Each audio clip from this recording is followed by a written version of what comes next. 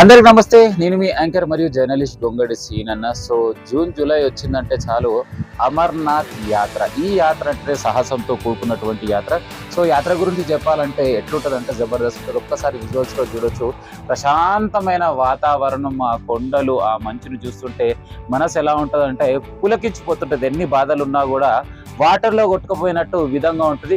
So మరి హైదరాబాద్ నుంచి గత 25 సంవత్సరాలుగా వస్తున్నటువంటి సీనియర్ జర్నలిస్టులు గోపి యాదవ్ వారి బృందంతో పాటు ఇక్కడికి వస్తున్నటువంటి మరి సీనియర్ జర్నలిస్ట్ అనుకోవచ్చు, వారి మిత్రులందరూ కూడా మరి ఈ యాత్రకి ప్రతినిత్యం ఇక్కడికి వస్తూ మరి ఇక్కడ నుంచి మరి కఠోరమైన యాత్ర ఎట్లుంటుందంటే నిజంగా చాలా మంది గుర్రాల పైన వెళుతూనే యాత్రకి వెళ్ళగలము, దర్శనం చేసుకోవడము సాధ్యమని అంటారు. కానీ ఈ యాత్రకు నిత్యం వస్తూ ఇప్పటికీ ఒక 15 నుంచి 16 సార్లు పాదయాత్రతోటి వెళ్ళిండని మేము విన్నాం. మరి ఆ వ్యక్తి మనతో పాటు ఉన్నాడు.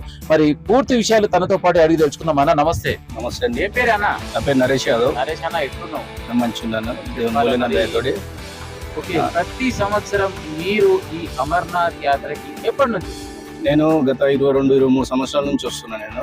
మేము స్టార్టింగ్ లో వచ్చినప్పుడు అసలు అమర్నాథ్ యాత్ర ఇంత సులువుగా ఇంత సునాయాసంగా లేకుండే. అప్పుడు పెద్ద పెద్ద గుట్టలు, వరదలు. వాస్తవానికి నరేష్ యాదవ్ ఎవరు, ఎక్కడ పుట్టిండు, ఇంతకు అమరమైన పేర్లు ఏంటి, అసలు నరేష్ యాదవ్ ఏం చేస్తుంది? నరేష్ యాదవ్ నా పేరు. మా నాన్న పేరు ఎన్ అనంతయ్య, మా అమ్మ పేరు రండాలు. మేము వనస్థలిపురంలో ఉంటాము. గత 22 సంవత్సరాల నుంచి వస్తున్నాము మేము. మాకు ఎప్పుడు భోలేనాథ్ దర్శనం చేసుకుంటే ఫస్ట్ దర్శనం చేసుకుంటే మాకు సంతోషం అనిపిస్తుంది. కానీ స్టార్టింగ్ లో వచ్చినప్పటికీ ఇప్పటికీ చాలా మార్పు వచ్చింది. దీనికి సెంట్రల్ గవర్నమెంట్ కూడా బాగా సపోర్ట్ చేస్తుంది. యాత్రికులకు ఎటువంటి ఇబ్బంది కాకుండా మంచి మరి సంవత్సరం దీన్ని డెవలప్మెంట్ చూస్తారు. మొదటిసారి మీరు ఈ అమర్నాథ్ యాత్రకి రావాలని ఎవరు పరిచయం చేశారు? అసలు ఈ యాత్ర పరిచయం ఎట్లా అయింది?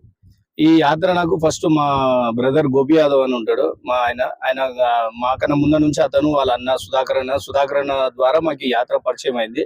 సో వాళ్ళు అప్పటి నుంచి వస్తున్నా ఆ గోపి యాదవ్ వెంబడి మా బాబాయ్ వెంబడి రావడం మాకు జరుగుతున్నది. ఇది ఆయన చెప్పడం వల్ల మాకు రావడం వల్ల మాకు చాలా మంచిగా జరుగుతుంది కాబట్టి మేము దీనికి వస్తున్నాం. మేము సో ఈ అమర్నాథ్ యాత్రకు రావడం ద్వారా అసలు మీకు ఎలా అనిపిస్తుంది, ఏమనిపిస్తుంది? నాకు నా విషయం, నా ఫ్యామిలీ వరకు అయితే నాకు మంచిగా అనిపిస్తుంది. ఏది జరిగినా భోలేనాథ్ ఆశీర్వాదం. అది భోలేనాథ్ తెలియదు ఏది జరగదు. సో నాకు మంచి అనిపిస్తుంది కాబట్టి నేను ప్రతి సంవత్సరం నేను వస్తున్నా ఇక్కడికి. సో అమర్నాథ్ యాత్రకి చాలా మంది నడుచుకుంటూ వెళ్ళడం తక్కువ ఉంటది, చాలా మంది కూడా గుర్రాల పైన వెళ్తూ ఉంటారు. మీరెందుకు మరి ఇప్పటి వరకు గుర్రం పైకి ఎక్కకుండా పాదయాత్రలు చేసుకుంటూ వెళ్ళాలని అసలు ఎందుకు అనిపిస్తుంది? మీ బాడీ ఈ విధంగా సపోర్ట్ చేయాల్సినటువంటి అసలు మీరు తీసుకుంటున్న ఫుడ్ ఏంది? ఏం లేదు, ఫుడ్ అంటే జనరల్ గా నేను ఈ అమర్నాథ్ యాత్ర వస్తుందంటే 3 నెలల ముందు వాకింగ్ స్టార్ట్ చేస్తాను. నేను వాకింగ్ స్టార్ట్ చేసి 2 పూటల రొట్టె తినడము, మళ్ళీ ఇట్లా చేసి నేచురల్ ఫుడ్ మామూలుగా ఇంట్లో ఉన్నదే తీసుకొని తిని దాని తగ్గట్టు వాకింగ్ చేయడము. ఆ యాత్ర నడవడం వల్ల గుర్రాల మీద ఉండి గుర్రం మీద ఎందుకు డిపెండ్ కావాలనే ఉద్దేశంతో కాలమే అవుతే మనకు బ్యాలెన్స్ ఉంటుందని ఆ ఉద్దేశంతో నడవాలని నడుస్తున్నా. దేవుని దయతోటి ఇంకా నడుస్తాను.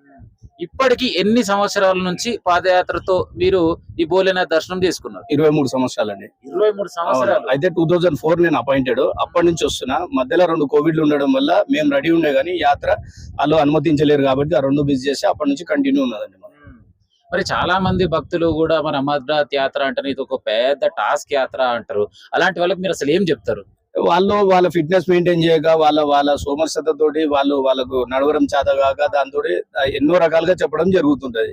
సో దాన్ని బట్టి ఈ యాత్ర కొంతమంది టఫ్ అంటారు, కొంతమంది మంచి ఉంది అంటారు. నడిచినోనికి మంచిది, నడవనోనికి గుర్రమే పోయినోనికి ఇబ్బంది అనిపిస్తే గుర్రము, నడిచినోనికి మంచి అనిపిస్తే నడిచినట్టు అని అనిపిస్తుంది. సో ఇప్పుడున్న కాలంలో చాలా మంది దేవుని నమ్మడం తక్కువ అయిపోయారు, ఏదైనా మందుకు డ్రగ్స్ కు బానిస అవుతారు. అలాంటి యువతకు మీరు ఇచ్చే సందేశం? ఇప్పుడు కాదు, గత కాలం నుంచి శ్రీకృష్ణులు దేవుడు ఉన్నప్పటి నుంచి దేవుళ్ళ గురించి అందరు ముక్తును. మన హిందూ ధర్మం ఉన్నది ఎప్పటి నుంచో కొన్ని వేల సంవత్సరాల నుంచి హిందూ ధర్మం ఉంది కాబట్టి దాన్ని అనుసరిస్తూ పాటించే వాళ్ళు పాటిస్తున్నారు. నచ్చని వాళ్ళు కొంత వేరే మతాలకు పోతున్నారు. వాళ్ళు ఎవరి ఇష్టం వాళ్ళది. కానీ మాకైతే మంచిగా అనిపిస్తుంది, మేము ఇళ్ళనే ఉంటాం. మేము సో ఫైనల్ గా అమర్నాథ్ యాత్రకి ఇక్కడ మొత్తం కొండల్లో ఈ యొక్క యాత్ర ఉంటది కదా, మరి ఇక్కడికి వచ్చినప్పుడు మీకు తినడానికి గల ఆహారం ఏ విధంగా లభిస్తుంది? మీరు ఎలా తెచ్చుకుంటున్నారు అక్కడ నుంచి ఫుడ్? మేము స్టార్టింగ్ లో వచ్చినప్పుడు మాకేం తెలియదు, మాకు తినడానికి చాలా ఇబ్బంది అయింది. వాస్తవంగా మాకేం తెలియదు. అయితే ఇక్కడ సిద్దిపేట వాళ్ళు లంగర్ కు సంబంధించి వాళ్ళు కూడా వాళ్ళ ఫ్యామిలీతో వచ్చినప్పుడు వాళ్ళు కొంతమంది డయాబెటిక్ పేషెంట్లు ఉండే, వాళ్ళకు ఫుడ్ కి ఇబ్బంది అయిందేనంట. సో వాళ్ళు అట్లా ఇబ్బంది పడ్డారు కాబట్టి అట్లా మాలకి ఎవరు ఇబ్బంది కావద్దు అని అప్పటి నుంచి చిన్న చిన్నగా ఇప్పటికే చాలా పెద్దగా భారీ ఎత్తున వచ్చే మన తెలుగు 2 రాష్ట్రాల పట్ల ఆంధ్ర ప్రజలకు కానీ తెలంగాణ ప్రజలకు కానీ వాళ్ళు ఫుడ్ అరేంజ్ చేస్తున్నారు. మన ఫుడ్, మన తెలంగాణ ఫుడ్, ఆంధ్ర ఫుడ్ ఉంటుంది. అది సో ఫైనల్ గా నేను ఇప్పటి వరకు యాత్రకు రాలేదు. ఒకవేళ నేను యాత్రకి వచ్చే సంవత్సరం రావాలంటే అసలు నేను ముందుగా ఏం చేయాలి? ఏం చేసి ఎట్లా బుకింగ్ చేసుకోవాలి? అసలు ఈ యాత్రకు రావాలంటే మొదట నేను చేసే మొదటి స్టెప్ ఏంది?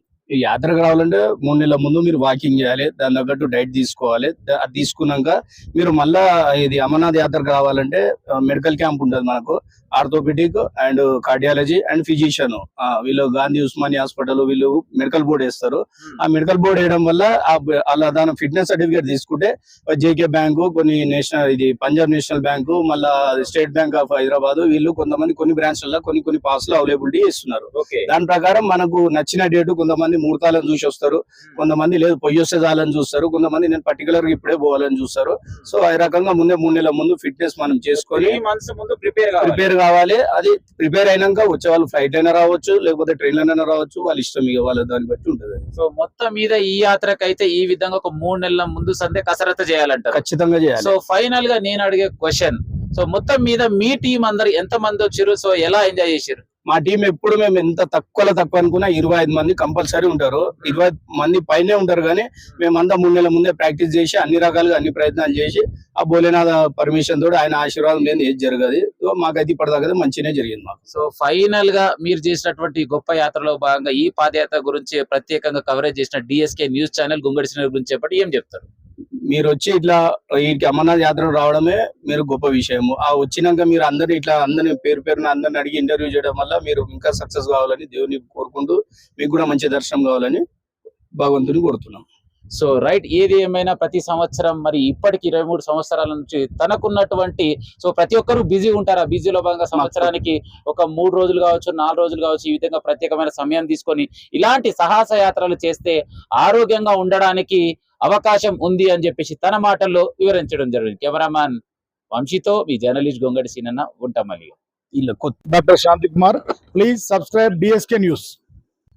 Naresh Yadav, please subscribe DSK channel. నా పేరు Sridhar Goud, please subscribe DSK news. నా పేరు Dilip Sagar, please do subscribe DSK channel.